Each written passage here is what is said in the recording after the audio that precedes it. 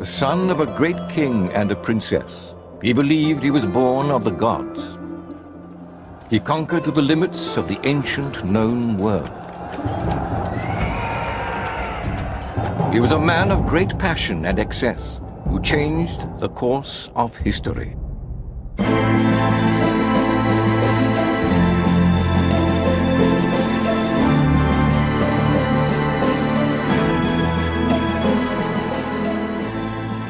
Alexander the Great was born in Macedonia in 356 BC. He was the son of King Philip II, a general of outstanding ability and boundless energy, who had turned Macedonia into the leading power in Greece. Alexander's father was a clever politician and diplomat who succeeded in conquering the rebellious Greeks and passed his vision of a great Macedonian Empire to his firstborn son. It all started in the summer of 356, when Alexander's father, Philip, was laying siege to a Greek city called Potidæa, and 3 messages came. On the same day, we're told, 1, that a general of his had won a victory, 2, that his horse had won at the Olympic Games, and 3, that he was blessed with a son, whom he called Alexander. From an early age, Alexander showed extreme physical courage and loyalty. While still in his teens, he tamed his legendary battle horse, Bucephalus, when everyone else had failed. This was a very wild stallion that Philip was proposing to buy, but nobody could tame the beast, and so Philip finally told people to take it away because he wasn't interested. But Alexander had noticed that the horse was very frightened of its shadow, and he very cleverly led the horse into the bright sunlight, where he could not see his shadow, and therefore had calmed down, and Alexander was able to approach him and finally to mount him and tame him, and so he got the horse, whom he kept for the rest of his life until the horse died at about a very advanced age of 33. Brought up to be a warrior like his father, Alexander was trained to endure hardship. But he also received a privileged education under the famous Greek philosopher Aristotle. It was at this time that he forged the friendships that were to hold fast throughout his life. Most important of these was his relationship with Hephaestion, his future lover, and second in command of his army. As students of Aristotle, the 2 young nobles learned of the wonders of the world. They were inspired to set out and discover the unknown and achieve greatness. The other great influence in Alexander's life was his strong-willed mother, Olympias. We have no description of her appearance, but what we're left with from ancient accounts is the impression of a hugely passionate individual fixated upon power for herself and for herself through her son. Olympias was high priestess of a cult devoted to the god Dionysius, the rituals of which involved snake handling. Rumor has it that Alexander's father once caught her in bed with a snake, but she claimed it was the god Zeus in the form of a serpent. She seems to have insinuated that Philip was not Alexander's true father, and that he was in some way engendered by a god, and so felt that he was, in the Greek sense, a hero, the son of a god. Relations between Alexander's parents were always stormy, but the final straw came when Philip took a younger wife, Cleopatra. For Alexander, his parents' separation was a disaster. He could no longer rely on being his father's natural successor. Cleopatra had powerful relatives, one of whom almost implied that Alexander was illegitimate. He was a bastard. Said, now there will be legitimate heirs for you, Philip. And that led Alexander to physically attack him, throw a goblet of wine at his face. Alexander and Olympias stormed out of court and exiled themselves in Epirus, his mother's family stronghold. But after a period of cooling off, the young warrior returned to court to secure his birthright. Alexander's position was still very precarious. Shortly after his return, his father was assassinated, leaving a baby son and potential heir. Alexander was immediately suspected of causing his father's death, and with Philip dead, a rebellion blew up in Greece. Alexander had to act immediately and decisively. He seized the throne and murdered all those who posed a threat to his succession, including his baby stepbrother. He then moved swiftly to put down the rebellion and assert himself. Alexander was able to appear on the scene against the major rebel city, Thebes, and after a relatively short engagement, captured the city, destroyed it, enslaved the population. It was an act of deliberate terror, which was meant to intimidate the rest of the Greek world. With Greece under his control, Alexander was now poised to realize his father's dream and expand his empire. He set his sights on the ancient enemy of Persia. Ruled by a warrior king, Darius III, the Persian Empire was at this time the largest and richest in the world, stretching from Egypt to the coast of Turkey, across Asia to India. Greece and Persia had been at war for nearly 200 years. Persia had invaded Greece and sacked Athens, but by Alexander's time had been pushed back to the Dardanelles. But Persia still occupied a series of Greek coastal cities in Asia Minor, modern-day Turkey. In 335 BC, at the age of just 21, Alexander crossed the Hellespont, the symbolic border between Europe and Asia, and began his invasion. Alexander's army numbered just 40,000 infantry and 6,000 cavalry. From his father, he had inherited a strategy that was the key to his success in battle: the Macedonian phalanx. Row upon row of infantry, wielding the famous 18-foot spear called the sarissa. The advance of this murderous steel-tipped porcupine on the enemy was an invincible force, and gave Alexander the means of taking on the world. I don't think he ever doubted his confidence as a commander. One has to remember too that he was a commander who led his troops from the front, not from behind. And so where the first impact was, the decisive moment of the battle, there was Alexander, the head of the cavalry. And so in 334, when he invaded Asia Minor, then the first battle to the east of what was then Troy, he won with almost effortless ease. During the Battle of the Granicus, the Macedonians were outnumbered 4-1, and Alexander was nearly killed, saved only by his trusted lieutenant and boyhood friend, Clytus. After the battle, in an act of revenge, the victorious Alexander ruthlessly massacred 20,000 Greek mercenaries who'd fought alongside the Persians. There was a conscious use of terror there, and this deterrent aspect of Alexander's policy, we see it in Thebes, we see it at the Granicus, we see it in Tyre. There's resistance, organised opposition. The reaction is always savage repression to a degree that makes one shudder. But on the other hand, if people submit to him, accept his sovereignty, then he can be overwhelmingly generous. Alexander was quickly on the move. The next major battle against Darius and the mighty Persian army was a turning point in the great campaign, the Battle of Issus. Issus was a small plain surrounded by high cliffs, making maneuvering difficult for the huge Persian army. Alexander was able to drive the Persians into retreat so that they more or less trampled each other down in the narrows trying to escape.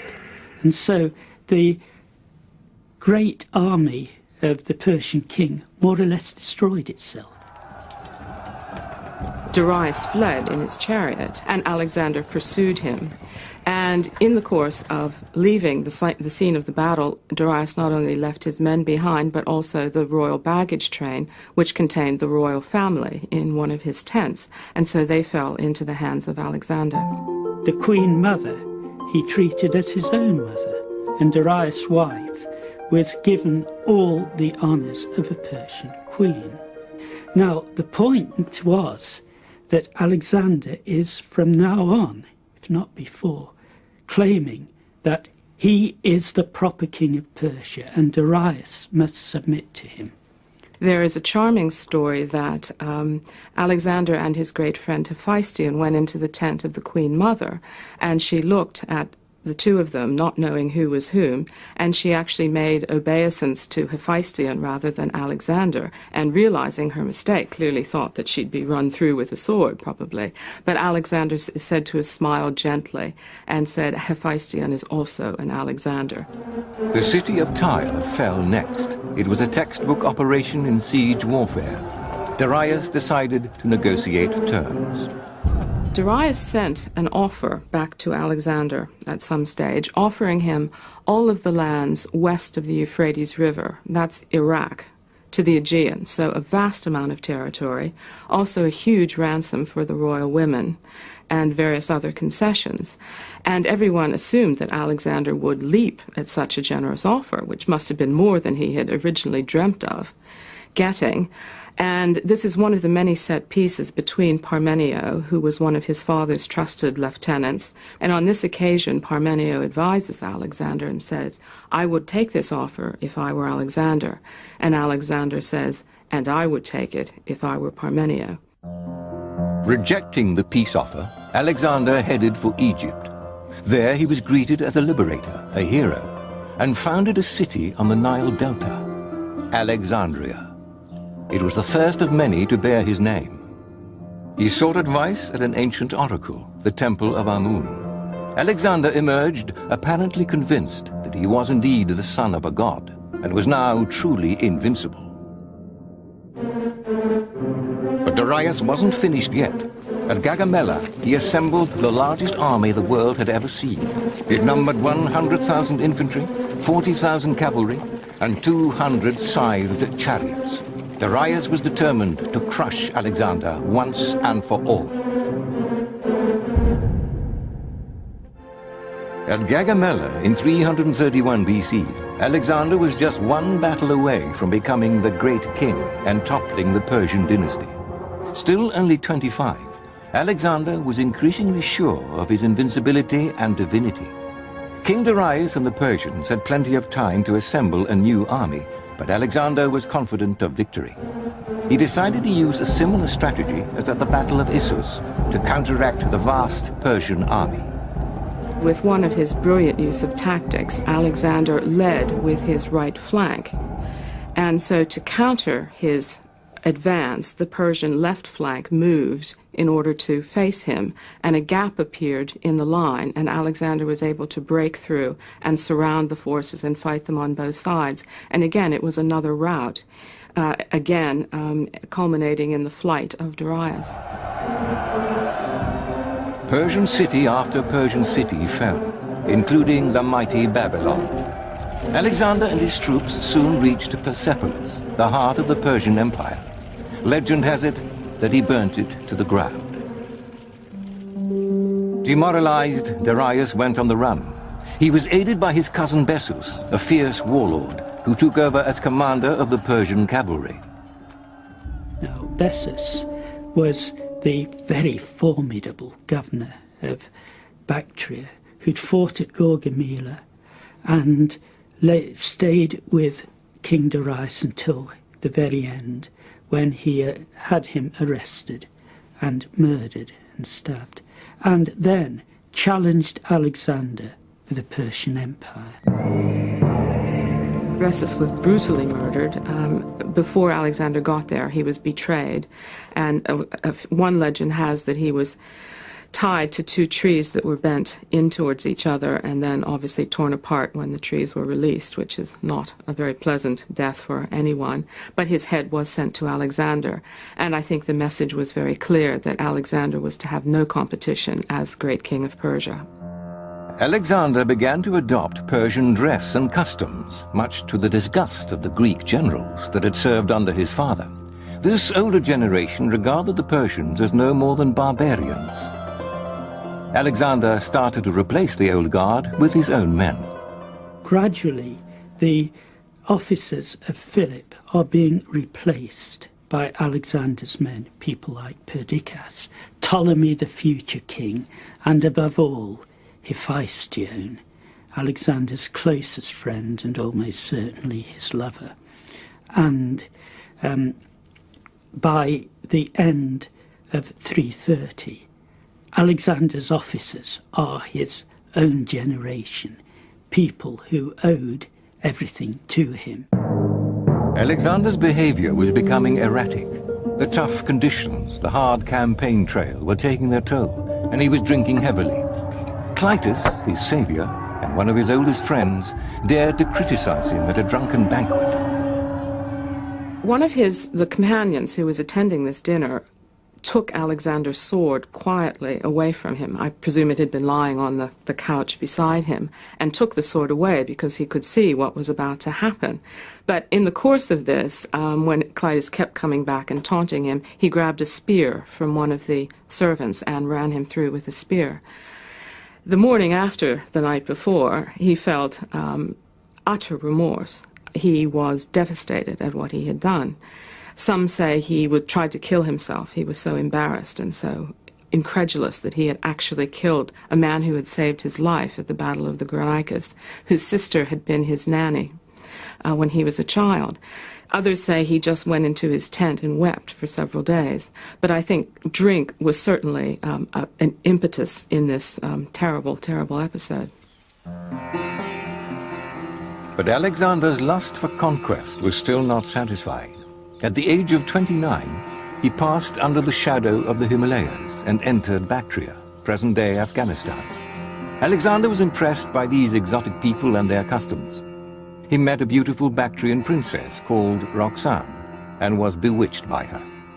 The sources say that she was really spectacularly beautiful, and Alexander saw her and fell in love with her at first sight and actually married her rather than taking her as a concubine or whatever. And this was his only official marriage. And of course it was to a woman who would have been classed as barbarian. She was not Greek, she was not Macedonian, she was a native of Asia, of Afghanistan. And it is, I think, fair to say that the Macedonian noblemen would not have expected to have someone like that as their queen. Alexander left a large garrison behind in Afghanistan to protect his new queen and marched towards Pakistan and India. One by one, cities fell. Alexander's constant desire to discover the unknown and his thirst for knowledge drove him on. His old tutor, Aristotle, had led him to believe that from the heights of the Hindu Kush, they would see the waters of the endless ocean, which marked the edge of the world. The army's ascent of these mountains was an extraordinary feat in itself, but intelligence reports told him that another kingdom, not an endless ocean, lay ahead, in lands that as yet were uncharted. His army, however, did not share Alexander's vision. 8 years of endless war, campaigning in some of the most inhospitable terrain in the world, had taken its toll. They wanted to go home. His intention was to penetrate to the great Indian kingdom of the Nandas around modern Patna and right in the Ganges Valley. And he was going to conquer the area because it had never been under the Persians, and he was expanding the Persian Empire.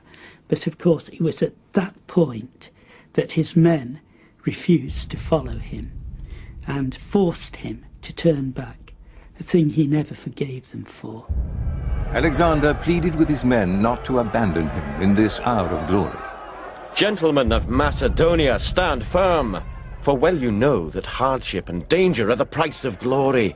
and that sweet is a life of courage and of deathless renown beyond the grave. For once, his words did not inspire them. They simply would not advance any further.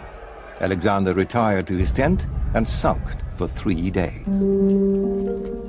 The army prepared for the road home, which lay back over the tributaries of the river Indus. With an army of this size, troop transportation problems were immense. A fleet of ships was waiting on the coast for some of them, but the rest of the army had to march back overland. A 60-day shortcut through the Gadrosian desert nearly spelled disaster for them. The journey back to the heart of his new empire safely accomplished, Alexander then tried to integrate his men into the Persian world in an effort to control it. In 324 BC, he forced his high-ranking officers into marriages with Persian nobility at a mass wedding ceremony. For Alexander's troops, it was a bridge too far. He gave them massive wedding gifts and registered the marriages, and all of his companions were married to noble Persians. And it is, I think, telling that none of these marriages survived except one. Alexander's relationship with his troops had always been inspirational. He made their hardships his own, and always led from the front in any battle. But now, as far as they were concerned, he had gone native and was losing his grip on reality. Worse was to come. In Ecbatana, Babylonia, his beloved Hephaestion died. It was a blow from which Alexander never recovered. Alexander was utterly devastated by this loss, someone who had been a very close confidant at a time when he probably had very few close friends. He must have been becoming increasingly isolated at that stage. Alexander exhibited grief that was very peculiar. He ordered the manes of all of the cavalry horses to be shorn in mourning as a sign of respect for his great friend. After the death of Hephaestion, Alexander drowned his sorrows in massive drinking bouts. In Babylon, he fell ill. We do know that his illness started after a great banquet held by one of his officers, Medius, at which Alexander drank prodigiously, and then, with one tradition has him take nil then and there with a pain in the back, another has him gradually generating a fever. But he had something like 10 days of illness with intensifying fever. He lost his voice and in the end could only acknowledge the Macedonians as they marched past his bedside with gestures. The greatest conqueror of the ancient world died in his bed, aged 33. The man who believed himself to be divine was mortal after all. It'd be nice to have a theory of poisoning and a nice conspiracy, but the answer is, I think, we'll never know. The absolutely remarkable thing about Alexander is his military success. I think if one looks at any great military commander of any time, no one can match his record. Napoleon is quite pathetic beside him. To be invincible is something that every commander aspires to be.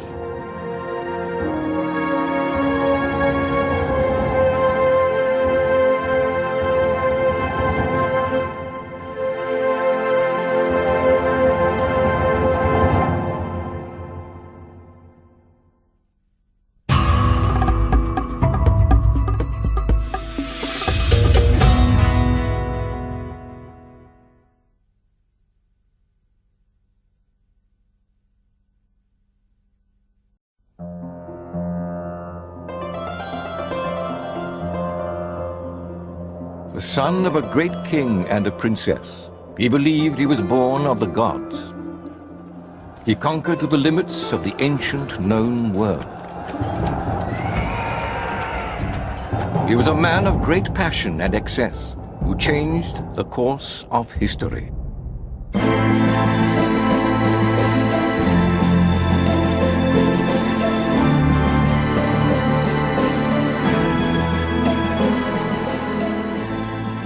Alexander the Great was born in Macedonia in led the horse into the bright sunlight, where he could not see his shadow, and therefore had calmed down, and Alexander was able to approach him and finally to mount him and tame him, and so he got the horse, whom he kept for the rest of his life until the horse died at about a very advanced age of 33.